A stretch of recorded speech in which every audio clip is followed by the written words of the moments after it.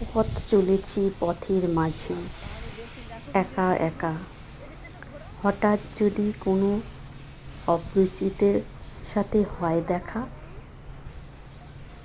হঠাৎ মনের শিহরণ, এ যে বড়ই আপনজন। মনের কোণে বাসা বাঁধে, এ যে ভালোবাসার সুতো গাঁথে। সুন্দরবনে ভ্রমণে এসে এ কোন ভালোবাসার জাদুকরে পড়লাম এসে। হঠাৎ দেখা পথের মাঝে অসমবয়সী এক বৃদ্ধার সাথে। তুমি বড় অচেনা, তুমিই বড় আপন। আপন তো সেই জন যে আত্মার সাথে হয় সংযোগ।